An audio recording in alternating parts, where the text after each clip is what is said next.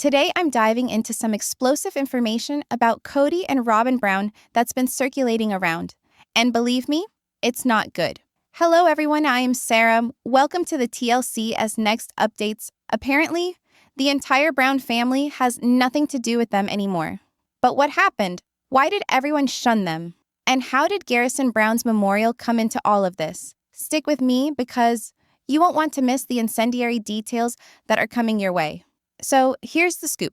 The person who was part of helping organize the Nevada Service Memorial for Garrison, Robert Garrison Brown, contacted me. This memorial occurred toward the end of March 2024.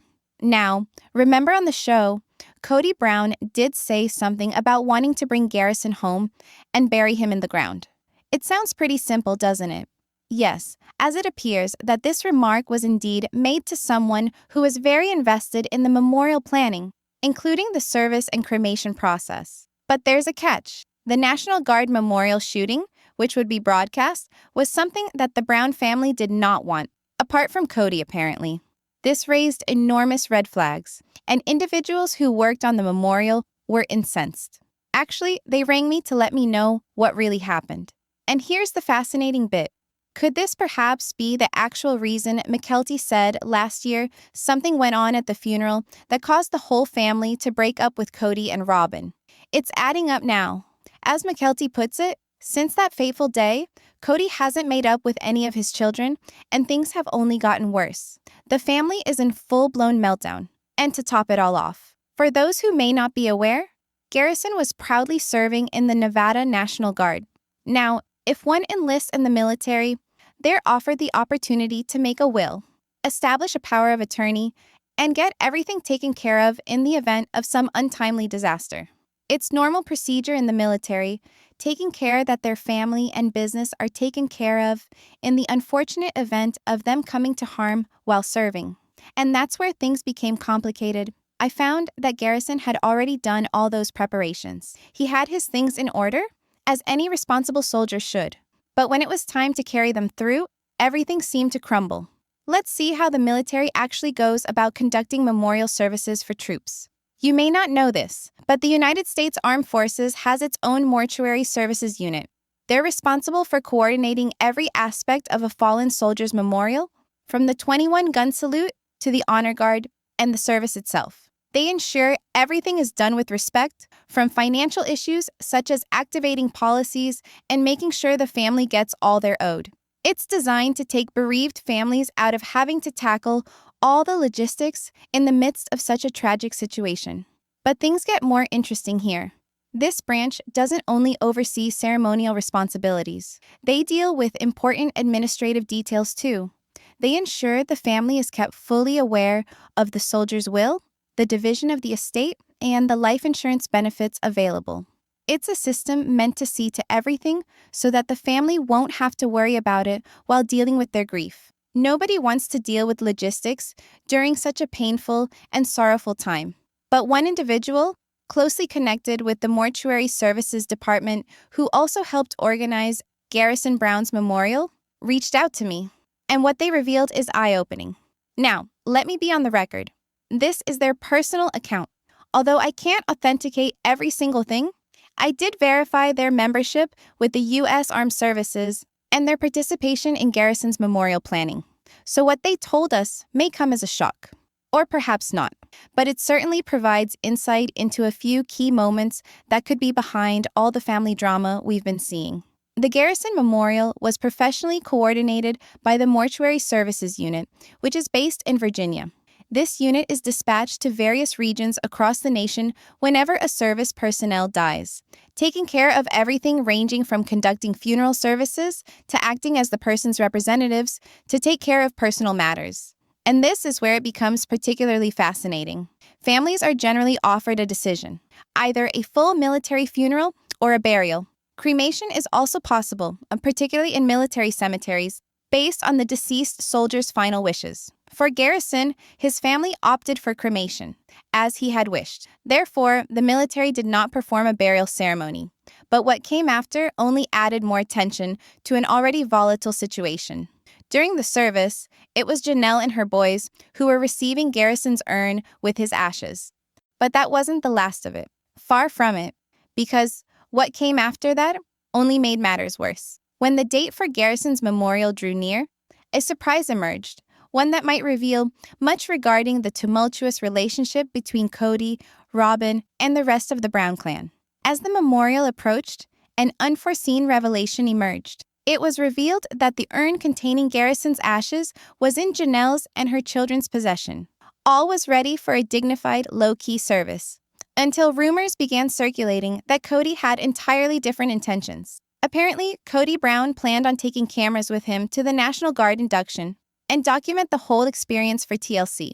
And as you can expect, the family wasn't amused. As per reports, a member of Janelle's family, not one of her kids, called Cody personally.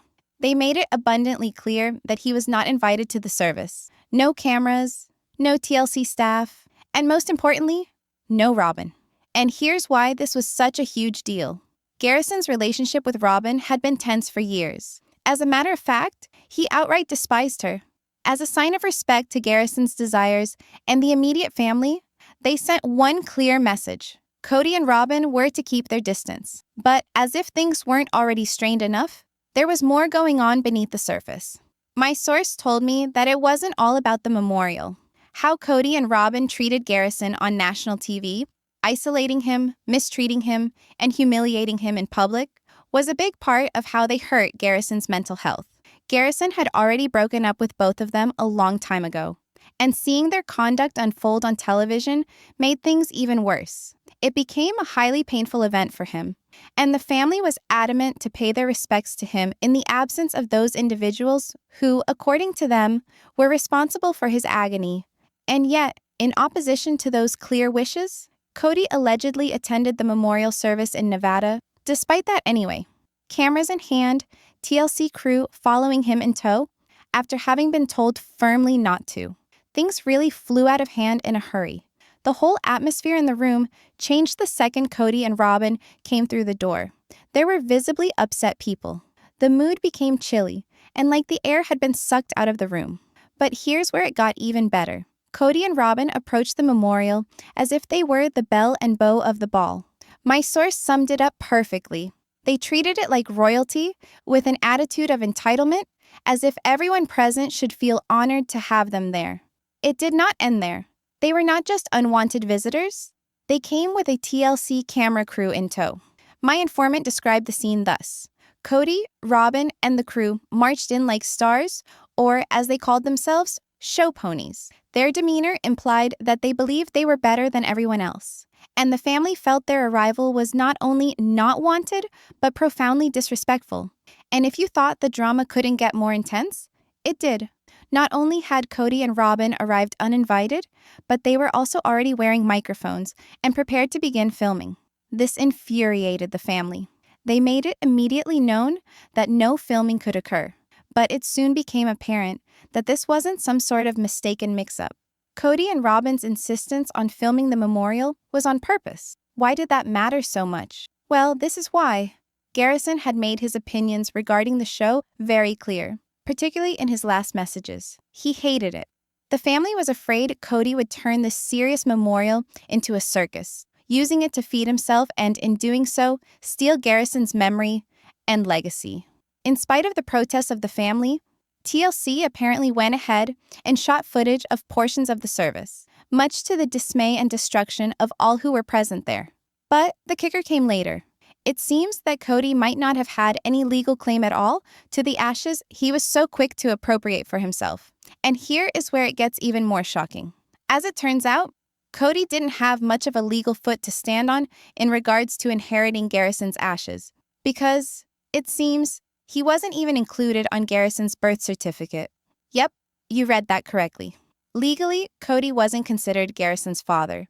Now, Janelle had previously made sure to let everyone know that all of her children, including Garrison, were listed under Cody's name on their birth certificates. But when the documents came to light, they reported a whole different tale. Garrison's birth certificate did not have anything on it regarding Cody. And if you thought that undermined Cody's argument, it only gets worse for him.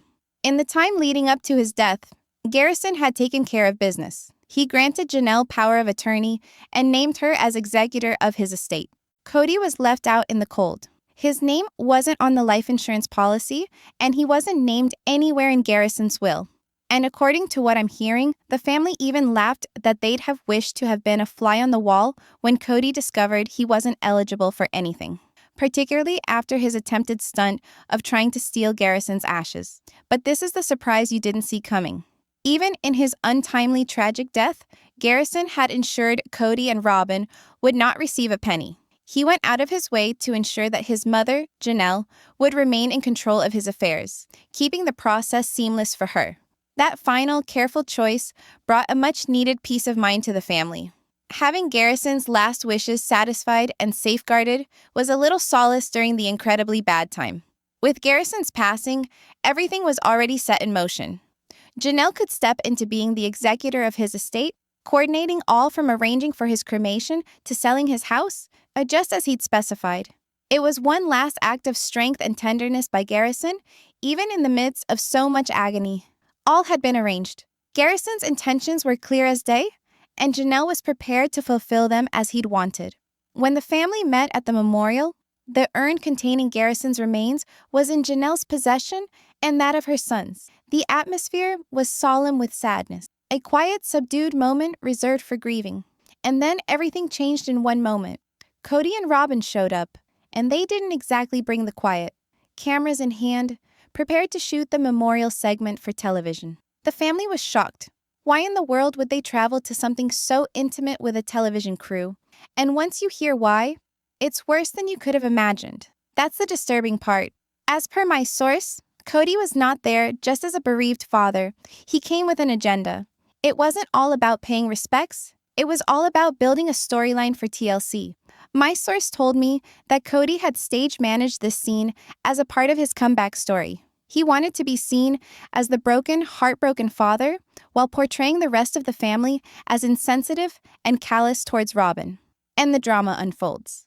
This had nothing to do with grief. It was all about controlling Cody's narrative. Cody allegedly required those cameras to document his grief and manipulate the scenario so it fit into a story in which he was victimized, and the rest of the family were cruel to leave Robyn out. But here's what will get your blood boiling. Why introduce Robyn? A person with whom Garrison was reputed to have had a tense, even antagonistic relationship. My source maintains that Cody did it on purpose. He knew the drama, tension, and stirred emotions would ensue. It wasn't doing honor to Garrison's memory.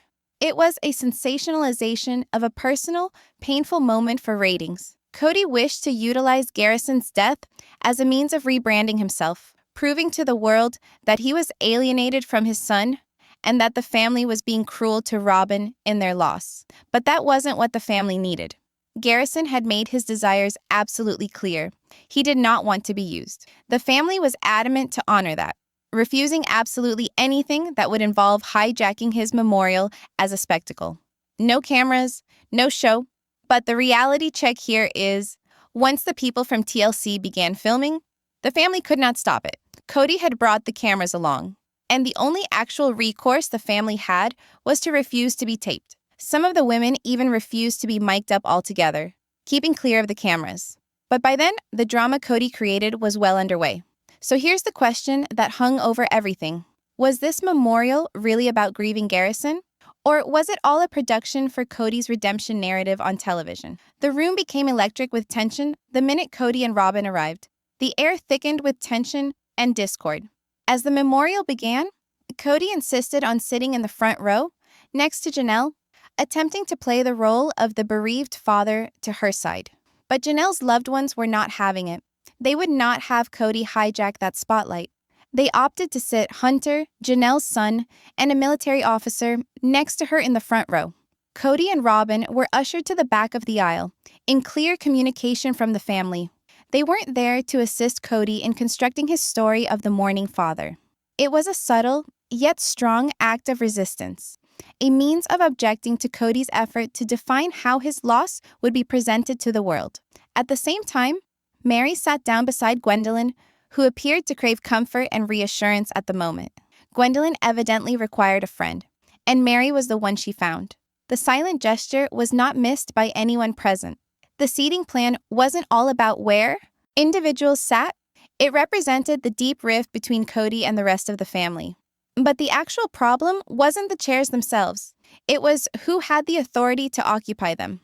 Then came the most detonative moment, the flag and the medals. Military procedure is well established. If a soldier dies, the widow or widower is allowed to take the flag and medals. But because Cody was not formally his next of kin, after all, he wasn't even on the birth certificate.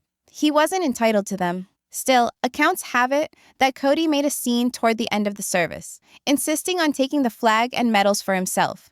But decorum prevailed. The military presented the flag and medals to Janelle, Garrison's mother. She exited the memorial in hand with her son's military honors, while Cody's efforts to take those symbols of respect for himself were thwarted.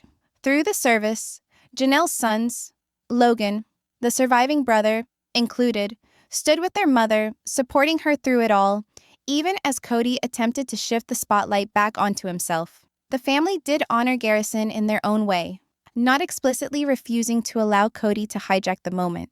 Their message was unequivocal. Garrison's death was not a TV show setup, nor a possibility for Cody's redemption. When the family indicated they would not allow Cody and Robyn to manage the memorial, tensions escalated to an all-new high. Hunter, Gabriel, and Logan, all reportedly strong and determined, held their ground, making sure that the memorial remained authentic to Garrison's memory, not Cody's melodrama. Very respectful and courteous, Janelle's sons volunteered to assume the crucial duty of protecting their mother from the manipulations of Cody. The brothers huddled together, consciously putting themselves between Cody and their mother, establishing physical as well as emotional distance. It was not a random choice of seat. It was a clear declaration of intent. As per my source, Cody's motives for visiting the memorial were clearly selfish. He was not there as a bereaved father. Rather than grieving his son, Cody appeared to be more interested in his television show.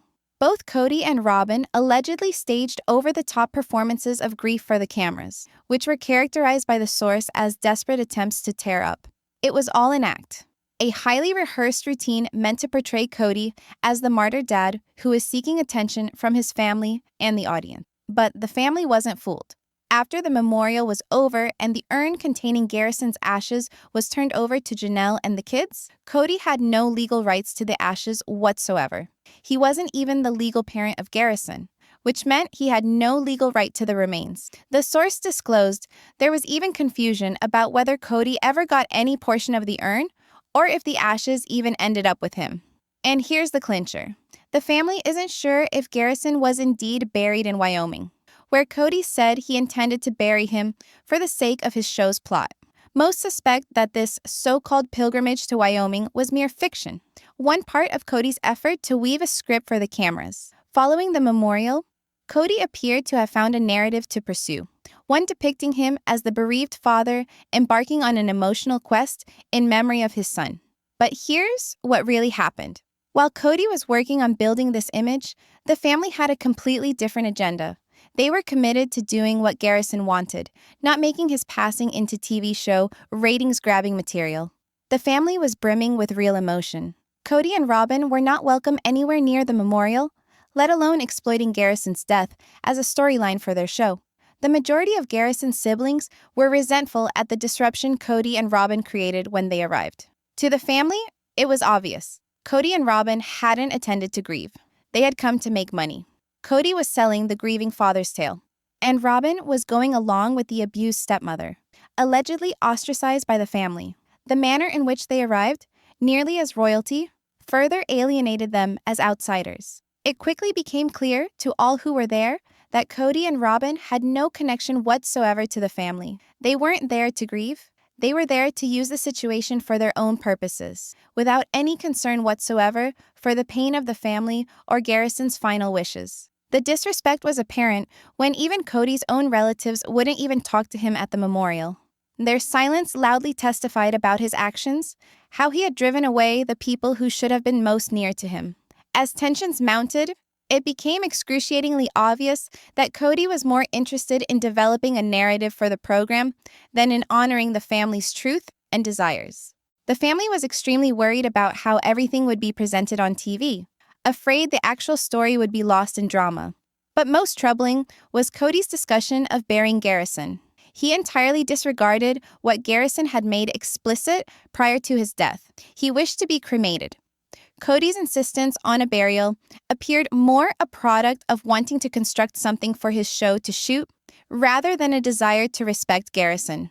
The family was not happy about this at all. They believed that if Cody attempted to impose this burial, it would only be through coercing or bullying others into agreement. For them, it was a desecration not just of Garrison's desire, but also of military tradition and respect due to a serviceman. Garrison was owed a decent military burial, but what he received was not anything near that. It wasn't just how his body was physically handled, it was about showing respect for his service. And tragically, Cody and Robyn's actions utterly disrespected that dignity. In spite of all the tension, there were some lighter moments. Mary, usually portrayed negatively on television, was portrayed by the people there as being the nicest one among them. Her true nature was so different from the TV persona that many were taken aback. In the midst of all the sorrowful emotion, however, the other kids were described by those who were there as well-mannered and courteous. But the actual bad apples? From the source, that was Cody and Robyn, making what could have been a serious memorial, a sideshow for themselves. The mortuary staff, professionals who commit themselves to treating military families with the highest respect and dignity, were particularly stunned by Cody and Robyn's attitude. These employees take a lot of pride in making sure that veterans are given the respect they deserve. However, Cody's discussion of burying Garrison, explicitly contrary to his desires, and the manner in which he and Robyn conducted themselves were regarded as flat-out disrespectful. It was not merely a violation of procedure, it was a serious affront to the memory of Garrison and the mourning family. The most stunning aspect was Robyn's refusal to remain away even after she was asked specifically not to go. And Cody's refusal to leave her behind, however strong-willed, demonstrated a cavalier attitude towards the family's will, and above all, to Garrison's own will. Everyone there could tell that Cody and Robyn weren't at Garrison to pay respects. They were there to put themselves in the center of the camera, to advance their own fame and show.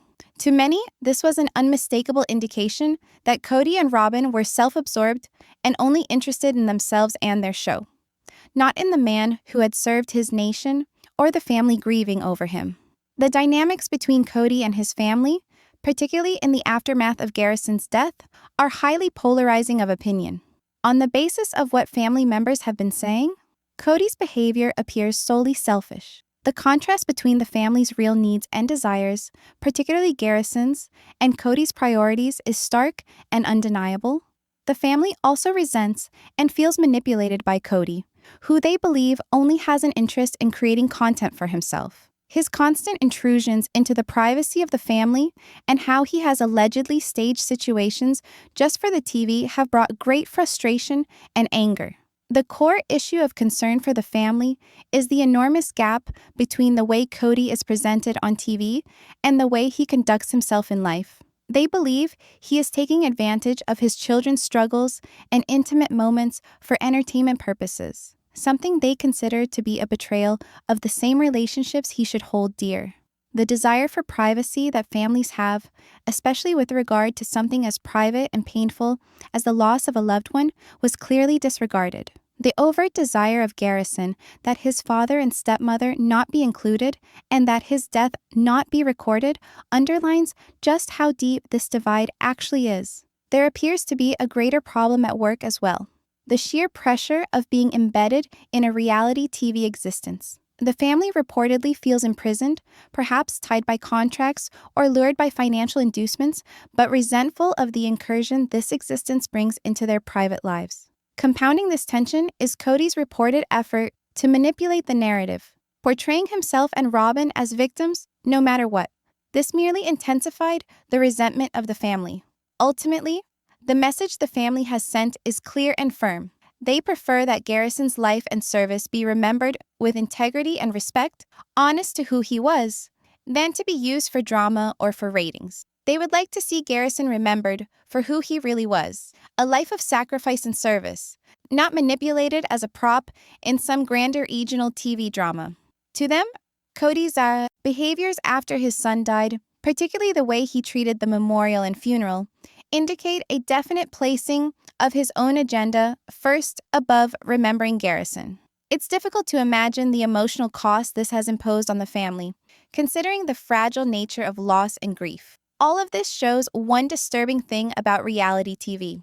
It can sometimes cause more damage than good, especially when it goes against the values of an individual and the desires of family members.